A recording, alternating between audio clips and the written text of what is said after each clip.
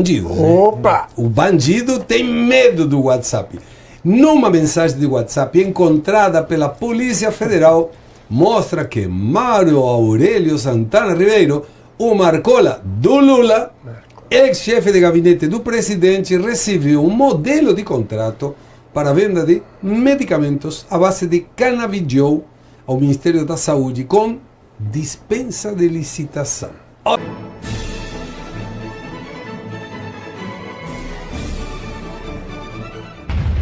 Direitas que defende a Constituição. Você devia conhecer um pouquinho a Constituição, que é legal. Agora, você sabe que o WhatsApp é o terror dos bandidos. Opa! Né? O bandido tem medo do WhatsApp. Numa mensagem de WhatsApp encontrada pela Polícia Federal, mostra que Mário Aurélio Santana Ribeiro, o Marcola do Lula, ex-chefe de gabinete do presidente, recebeu um modelo de contrato para a venda de medicamentos à base de canabidiol ao Ministério da Saúde com dispensa de licitação. Olha que lindo. O documento foi enviado por Roberta Luchinger, amiga de Lulinha, que segundo a empregada que está processando ela, o Lulinha era um pouquinho mais que amigo. E aí ele tem que se virar com a Renata, que é esposa de verdade. A Roberta não sabemos. Naquela época, a Roberta tentava fazer um negócio com a pasta saúde, o que acabou não acontecendo por conta da revelação do escândalo do INSS. Devido à proximidade com integrantes do governo Lula, Roberta foi contratada pelo careca do INSS para viabilizar a venda de canabidiol ao Ministério da Saúde e que fosse disponibilizado no SUS. Aliás, aos poucos, a relação entre Lulinha e Roberta Luchinger ganha contornos de maior preocupação para o governo e para o Lulinha e Roberta também. Principalmente depois do diálogo via WhatsApp divulgado pelo Metrópolis, em que Roberta diz a Lulinha que, abre aspas, o nosso nível está em outro e nosso futuro é a Suíça. Fecha aspas. Eu acho que o futuro vai ser na Papuda, não na Suíça, mas é uma opinião pessoal. Oficialmente, a resposta padrão da defesa de Lulinha é que vazamentos de informações sobre o caso devem ser apurados com rigor.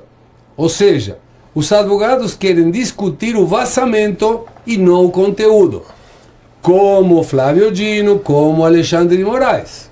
Até porque os vazamentos podem resultar, na visão dos advogados de Lulinha, uma provável ação pedindo a nulidade de todos os 3 inquéritos nos quais o filho do rapaz é investigado. Mas nos bastidores da campanha presidencial do PT, o clima é de extrema tensão. Um auxiliar direto do Lula disse ao jornal O Globo que os diálogos capturados pela PF, aspas, são fatos gravíssimos, mesmo que no futuro seja constatado que não houve crime. Politicamente pode ser um desastre para a campanha da reeleição. Fecha aspas. Além disso, o jornal O Globo informou hoje que Lulinha e Roberta utilizavam uma casa no Lago Sul, região nobre de Brasília, cara pra caramba, durante as suas visitas à capital federal. O imóvel é alugado pela lobista, que costumava fazer encontros discretos no local. Uma das empregadas chegou a dizer que não era uma casa de morar, mas sim uma casa de reunião. E diante dessas revelações da revelação da relação próxima entre Lulinha e Roberta, a Polícia Federal deve intimar o filho do Lula para depor sobre tráfico de influência no governo federal.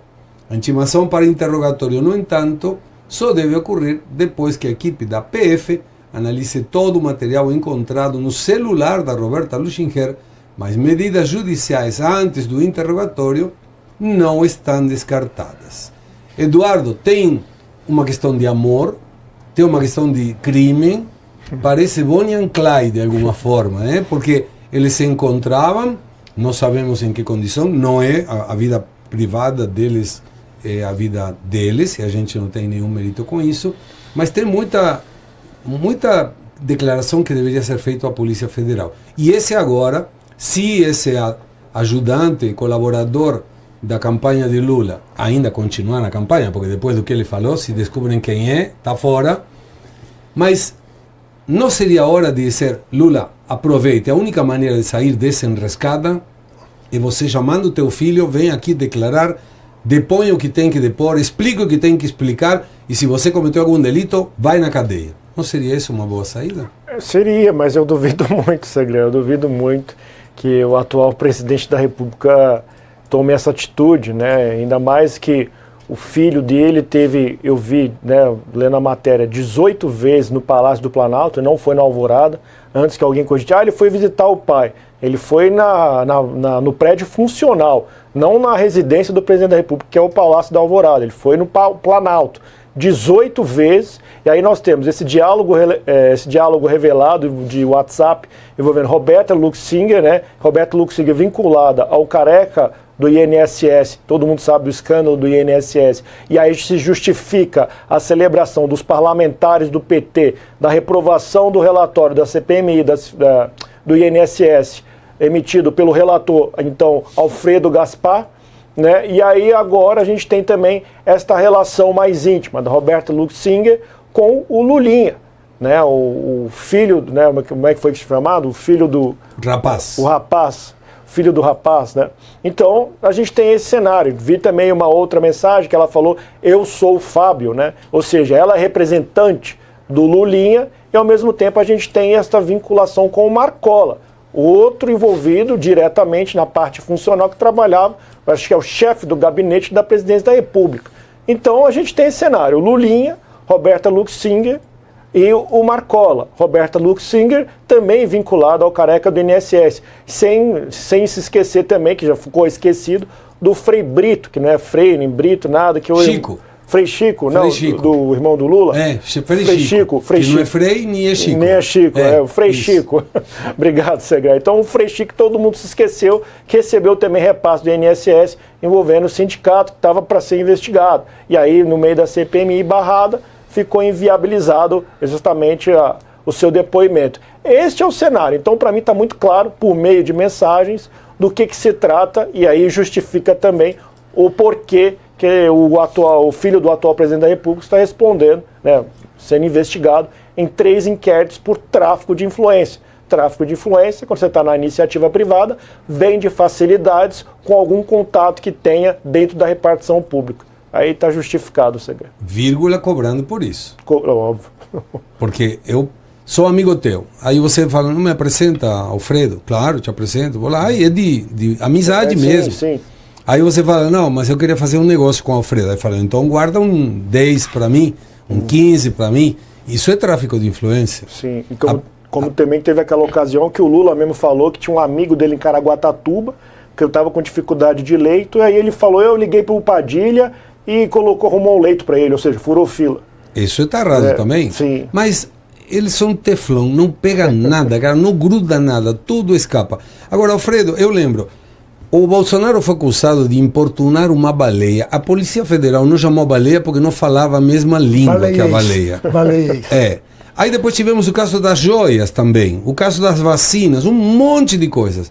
Mas esse Marcola do Lula, ele também recebeu joias, que a Roberta pagou R$9.200 para dar de presente pelo Dia das Mães. Não sei quantas mais ele tem, mas se era uma só, R$9.200 é um baita valor como para dar. Mas por que o Marcola ainda não foi chamado para depor? Porque o Lulinha está fora, está longe, ninguém sabe o que está fazendo, ninguém sabe onde está fazendo, mas o Marcola está aí. Ele, inclusive, era chefe de gabinete, saiu ejetado bem no momento anterior a que isso ia explodir. Sabiam que isso ia explodir. Aí mandaram ele para a campanha, diziam, dá um cargo para ele, paga uma grana para ele, vai na campanha.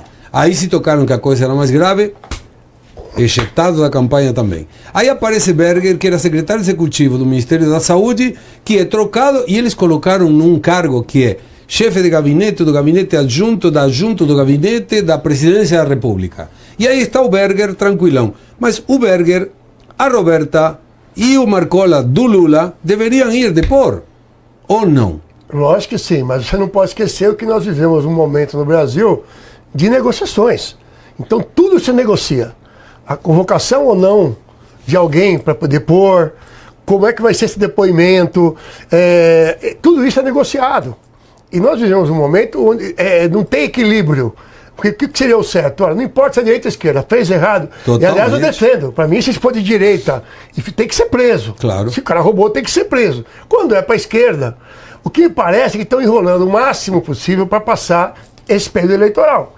Nós temos aí 45 dias até a eleição, e se eles conseguirem, enrolando, não acha, prorroga um tempo, sei lá como é que funciona, o doutor Eduardo sabe muito melhor que eu como é que funciona isso daí. Mas dá para ganhar tempo juridicamente, não dá, Eduardo?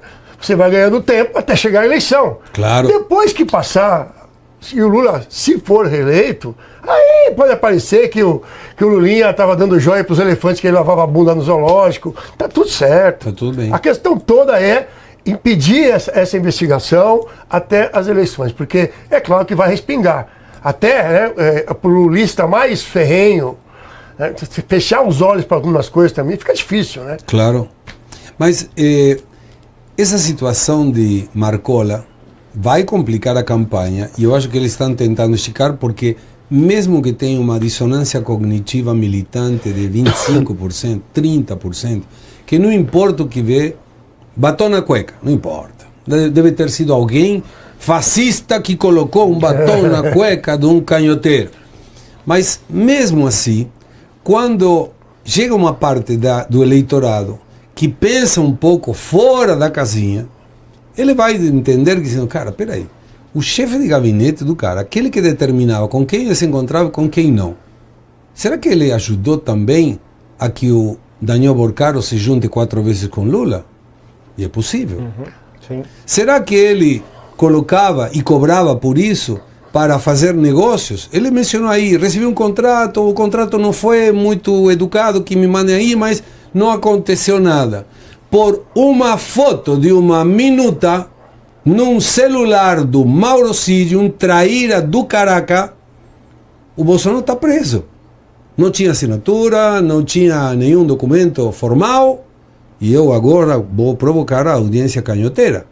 Qual é a diferença? Ou para vocês, se é um corrupto da direita é corrupto, mas se é um corrupto da esquerda é um propino afetivo? Porque é a mesma coisa. Segredo, se você me permitir, claro. Eu vejo assim, quando você fala essa avaliação toda, que seria o correto, nós só não podemos tirar dessa equação que a grande maioria do povo brasileiro é despolitizada. Ela não tem conteúdo base para esse tipo de avaliação. Continua sendo uma população que se baseia no preço do supermercado. Se há corrupção e tiver barato o preço do arroz, ela não quer nem saber. Que pena. Por isso que eu entendo que passa por nós um papel de levar algumas informações às pessoas. Isso aí não é humildade, eu não estou falando que cometem um crime, mas elas são pessoas humildes. Eu tive há umas 3 semanas atrás, numa comunidade, fazendo uma palestra, convidado, e quando você conversa com as pessoas, elas não têm a menor ideia de quem seja Marcola, entendeu? Do que o Lulinha está fazendo, não tem. Então eu acho que é um papel muito importante nesses 45 dias que nós possamos levar esses fatos, principalmente para as pessoas que elas têm acesso a essa informação, mas elas não têm como digerir essa informação. Boa. Alemão, eu não sei se é uma questão do canal, mas tem muita gente aqui que está falando que não encontra o programa. Que mesmo no canal não encontrava o programa. Então, também. Então não é uma questão de hoje. Eu pensei que era um problema por alguma questão de xenofobia contra o argentino. Não, falando nisso, hoje consegui o documento brasileiro. Ok, parabéns. Mas só no digital. Mas já tem o documento brasileiro. Já tem o documento brasileiro. Qualquer um que venha falar, esse argentino de merda, fala, não, agora sou argentino e brasileiro de merda. As duas coisas ao mesmo tempo. Então agora você tem 8 títulos. Tenho 8 títulos agora, exatamente, 5 e 3. Ao tentar justificar a recusa do seu governo. Enquanto muitos tentam resumir a política em poucos segundos, em poucos caracteres, aqui a minha proposta é outra: analisar os fatos com profundidade e responsabilidade todos os dias, às 7h30 da noite, 19h30, eu entro ao vivo lá no YouTube, no canal do Metrópolis, comentando as principais notícias do país e do mundo com análise crítica e muita informação. Quer assistir a live completa? Então acompanhe o Pavinato 7h30, ao vivo, 7h30 no YouTube do Metrópolis.